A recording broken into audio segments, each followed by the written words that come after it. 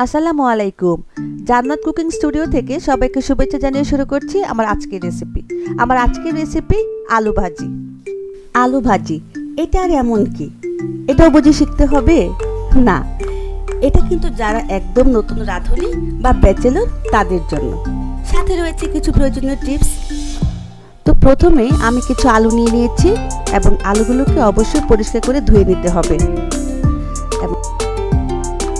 তারপর আমি ধোয়া আলুগুলোকে বটি কিংবা ছুরির সাহায্যে কুচি করে নিব। আর ঠিক এই সময় আমাদেরকে যে জিনিসটা বেশি নজর রাখতে হবে, কুচি করা আলুগুলো যাতে আমরা অবশ্যই পানিতে ভিজিয়ে রাখি।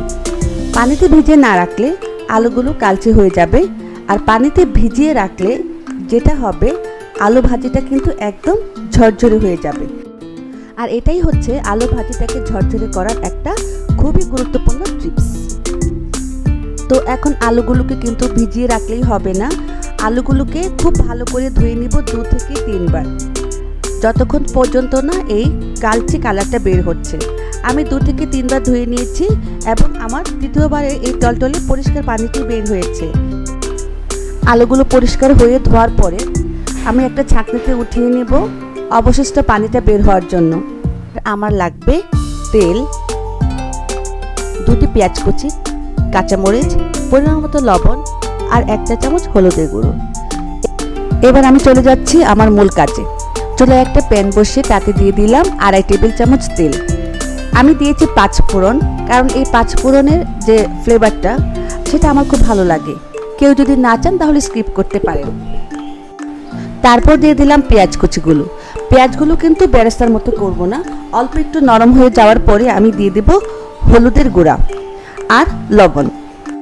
তেলের সাথে এই হলুদের গুঁড়া আর লবণটা যখন আমি একটু ভালো করে মিশাবো, তারপরে আমি দিয়ে দেব কুচানো আলুগুলো। তেলের সাথে আমি যদি হলুদের গুঁড়া আর একটু লবণটা ভালো করে মিশিয়ে নিই, আলু ভাজির কালারটা যেমন সুন্দর আসবে, আলু ভাজিটা কিন্তু ঝরঝরেও হবে। খুব ভালো করে মিশিয়ে দেওয়ার পরে আমি ঢেকে দিব 5 মিনিটের জন্য। ঠিক 5 মিনিট পরে আমি আলু ভাজিগুলোকে একটু চেক করতে আসলাম এবং সাথে সাথে নাড়াচাড়া করতে হবে যাতে আলু ভাজিটা পুড়ে না যায়। একটু নাড়াচাড়া করার পরে আমি দিয়ে দেব 4-5টা কাঁচামরিচ। এই কাঁচামরিচগুলো কিন্তু আলু ভাজির স্বাদটা আরও বাড়িয়ে দেবে। কাঁচামরিচ দিয়ে ঢাকা দেওয়ার পরে আমি আবার 2 থেকে 3 মিনিট অপেক্ষা করব। 2 থেকে 3 মিনিট পরে আমার আলু ভাজিটা কিন্তু এখন একদম রেডি পরিবেশনের জন্য। সাধারণত ছুটির দিনে আমার এই মেনুটা কিন্তু দারুণ লাগে। আলু ভাজির সাথে একটা ডিম পোচ আর পরোটা, আর সাথে কিন্তু আমার 1 কাপ গরম চা চাই। আপনাদেরও কি তাই? আমাকে কিন্তু কমেন্টস করে জানাবেন। ধন্যবাদ সবাইকে আমার সাথে থাকার জন্য। চ্যানেলটি প্লিজ সাবস্ক্রাইব করবেন। আল্লাহ হাফেজ, দেখা হবে অন্য কোনো ভিডিওতে। সে পর্যন্ত সবাই ভালো থাকুন, সুস্থ থাকুন।